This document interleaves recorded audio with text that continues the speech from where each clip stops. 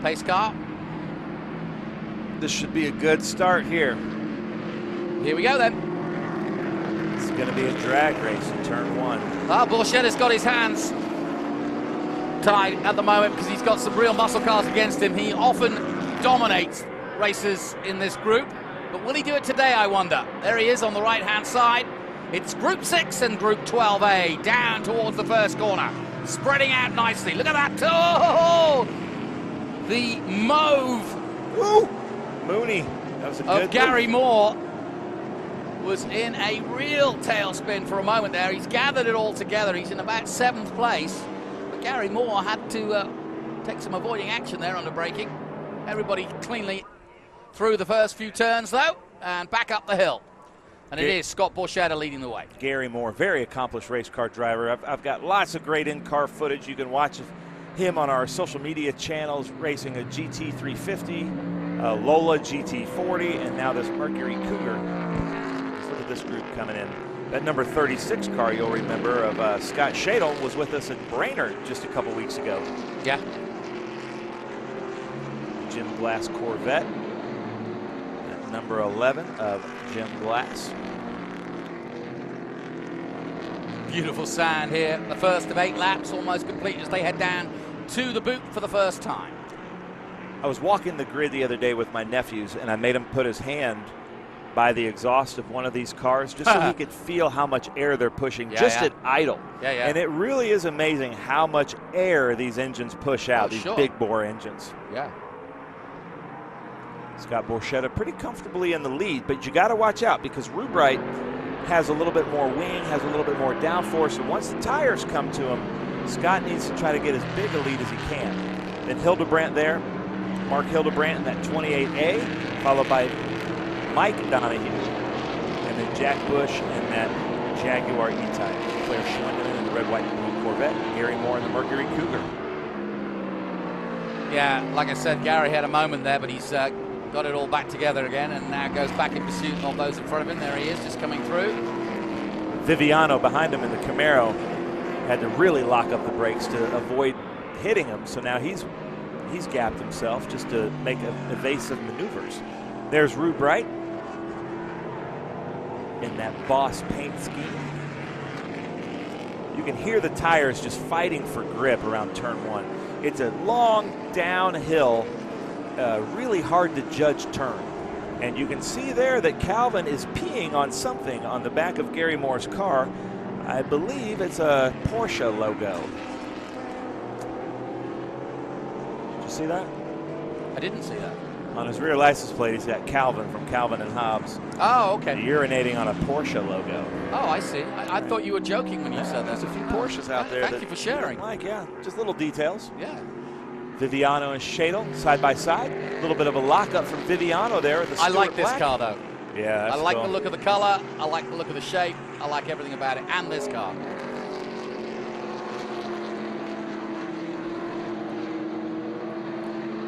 Jason Sessions in that number 200 Ford Mustang Fastback there. So it's Cougar versus Camaro versus Mustang. Got the old Shelby GT out there as well. And a Jaguar XKE. So an E-Type and an XKE. Nice. Well, I think it's just whatever they put. Same car. Yeah. But America, for some reason, calls it the XKE. Yeah, I was about to say, yeah. The true aficionados would call it E-Type. Just an E-Type, yeah. Here we go. The drone's getting closer. I like it. Logan's getting brave. Oh, Get braver, Logan. As the day goes on, he gets braver. Look at him.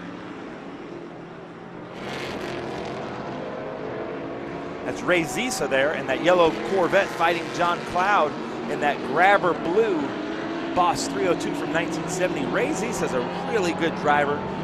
Drives with us a lot at Lime Rock here in that Group 12 Corvette. So expect him to move up through the group here. Just one more race to go in our first day's coverage here at Lime Rock for the Speed Tour. Ooh, close to the wall, guys.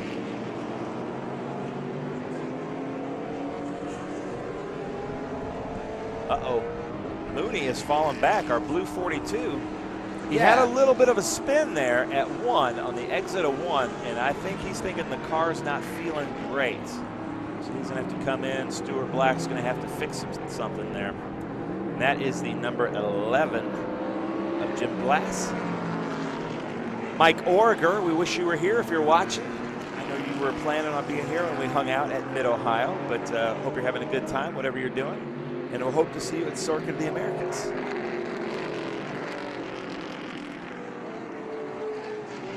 Cool cars in this group. You know, if I was smart, I'd like American muscle cars like I do my British cars. There's Rick Ortman in that 26. He's been our Group 10 champion a few times. Racing the Trans Am Series back in the day. And then Randy Williams, I'm happy to say, got his car fired up, and watch for him to move through the pack in that E-Type. The green I don't know what was the problem. There it is. I don't know what was the problem. I mean, look, they were messing with his helmet. I don't think it was the car. I think it was he. Yeah, it might have been just strapping in because he came out of that Group 4 car. That's a good point. That's probably it. Hardtop, hard to get out of. Yep. He also races a TR3 where he won the Kastner Cup a few years ago. Yes, you informed me what the Kastner Cup was and took me to the prize giving one year. Yeah, Kastner unfortunately just passed away this year. But we had the Kastner Cup in Portland this year, which was a lot of fun.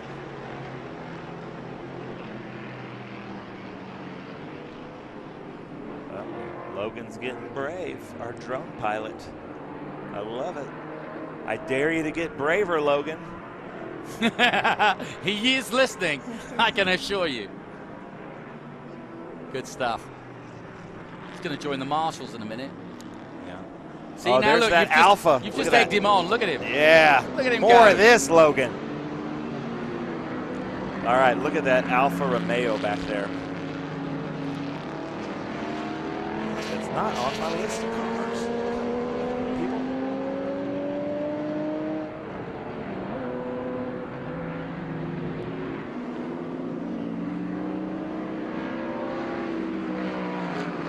Some of these cars are younger than the cameraman shooting them right now. Good on you, Ron.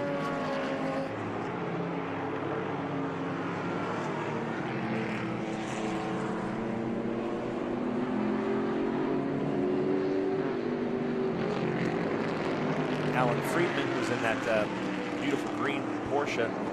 I'm going to go off script here because I think that should be Mayor Primo in that car. That is a V6 Alfa Romeo, set up as they would have raced back in the touring car series. A really great sounding car. And then that 63 split window Corvette there with Dunthoff Racing. Beautiful car as well. Patrick Sessions. Look at this. Now these are two cars you don't see on track very often, ladies and gentlemen. Certainly not together. That's an 85 Alfa Romeo Milano touring car series. Fuel injected 3-liter with rear transaxles. V6 engine. And then there is a Cobra. James Aquilano. Beautiful Cobra. I got to see this up close. John McCormick should be out there with us in a Group 6 red Cobra, but I don't see him out there. The lines of a Cobra. You know, I love British cars, so this is maybe what I should like, right? It's a British car with American muscle. Well, that's basically how they designed it, yeah. No word of a lie. Blue skies, green grass and trees, beautiful weather in the rolling glens of upstate New York. What could be better than this? With American muscle making the music. Yep. Yeah, it's a familiar sound around here at Watkins Glen, and Scott Borchetta has increased his lead. Tim Rubright still chasing him down, but good battle at the front. Scott Borchetta lives in Nashville, like I do. And I got Dylan Hellman, his crew chief, let me come and tour the shop. Oh, yeah. There. And it's I think NASCAR shops would look at his shop and be jealous. It is a really top-notch shop. I haven't been there physically. He's invited me over, and I will there at some point. But yeah, he took me around it once on a Zoom call and a Zoom thing we did before the Formula E, before the Trans Am E Championship, and it was phenomenal. And also the helmets and the suits he's got. Yeah. Fantastic. He's a real collector and a real a passionate man about his motorsport. I like this shot here. We're being able to see the hands of the drivers. And if any of the drivers are listening, go buy some white gloves so we can see more handwork. It just makes for better TV. But as the light comes down there around the turn, we're getting great viewpoints into the cockpits of these cars. There you go. Brian Cooper fighting against James Martino. And there's the lead right guys, there. Like I Look said, at at this. 0.5. This has been raging for the last lap or so. Scott Borchetta is still holding off. The man in second place, Tim Brewright, and here he comes down the inside. Defensive driving from Borchetta. He goes to the outside now in the 77, and Borchetta's all in the mirrors having a check. See him looking in the mirrors. I love these shots we're getting. Nice work, Hamish. Brewright, that might be Rob Herdman in turn 1. Is it? No, Do you have a map? Rob Herdman is camera 2. Oh, okay, yeah, I thought camera 2 was shaky. You're going to pay for that one. I am. And you can see Hamish laughing because he got a little shaky. So here we go, Rube Wright. We've got to give a shout out to all our cameramen. They're doing a hell of a job. A hell of a job. Ooh, look at that, hopping over the curbs, putting on a good show. Oh, Ooh, go on, nice. Scott. And that was the mighty Mr. Herdman at the wheel of that camera. Doing a very good job. Long day. Yeah. But most of our cameramen absolutely adore racing anyway, so it's really a fun day out as well. You've got to be passionate. Okay, so this is where Rube Wright should have a little bit of an advantage over Borchetta because you can't put power down here. You need the handling. You can look at Rube Wright's car. He's got a little bit better front splitter, more aerodynamics. That Corvette likes to lift off the front just a little bit, and Rube Wright has the downforce on the front and the rear. So here we go. Let's see what he can do here in the next couple of corners. Really give a race here. And now they're not even racing against each other. Scott is in Group 6 GT. Rube Wright is in Group 12. But when you're racing like this, it does not matter. No. And Scott Borchetta is a racer's racer. So he wants to win, but he wants a good race.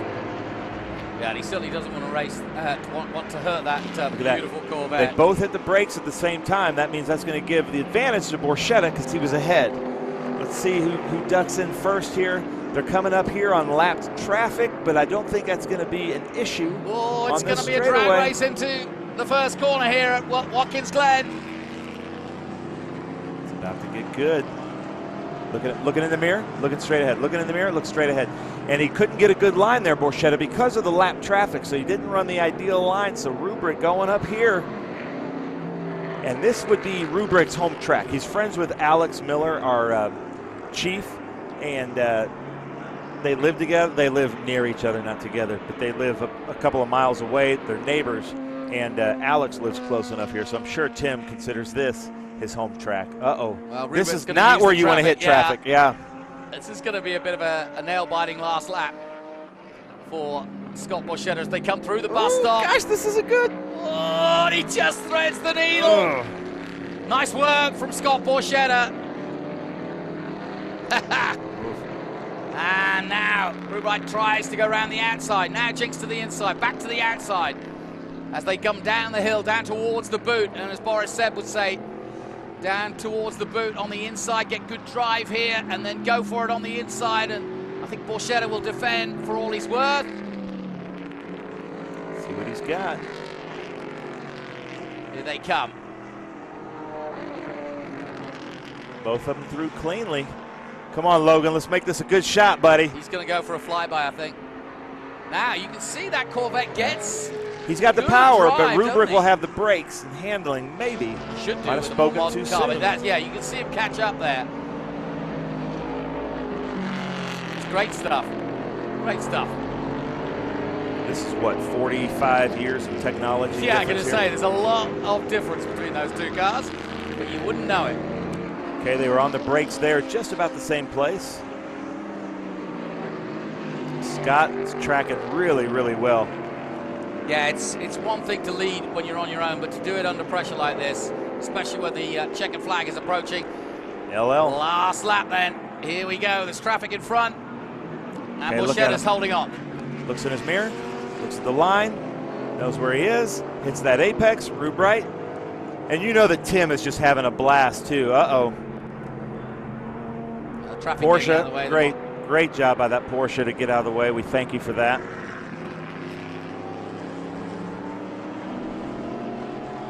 So he's only got about 3-4 more places, Jonathan, that I think there might be an overtake opportunity. And one of them's here, but he's too far away. I say he's going to go for it at the closest he got before was at the boot.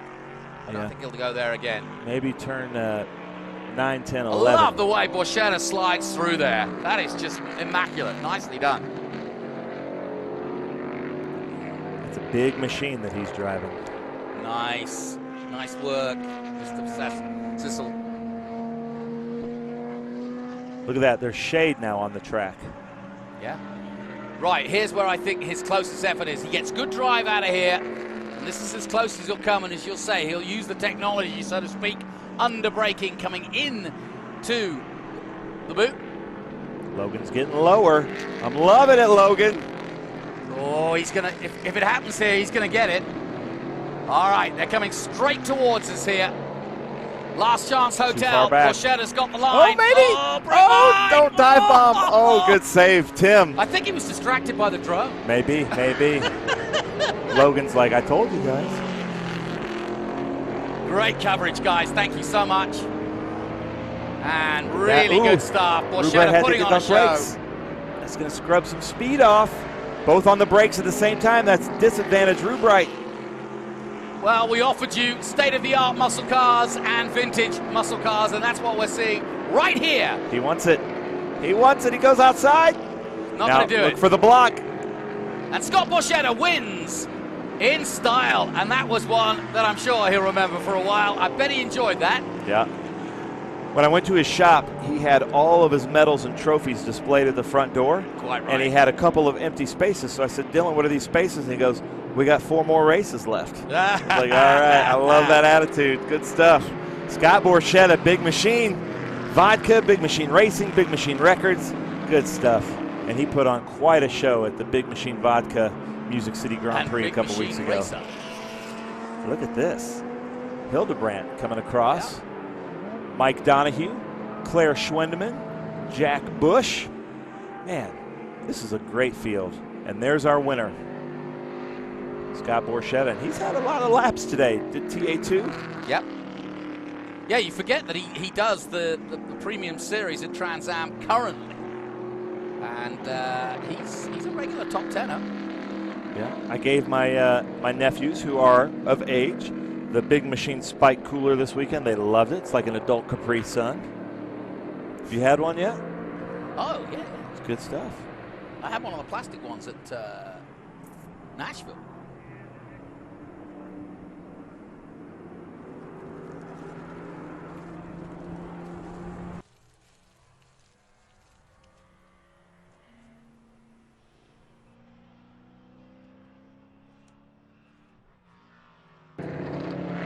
So that concludes our Group 6 and 12B action.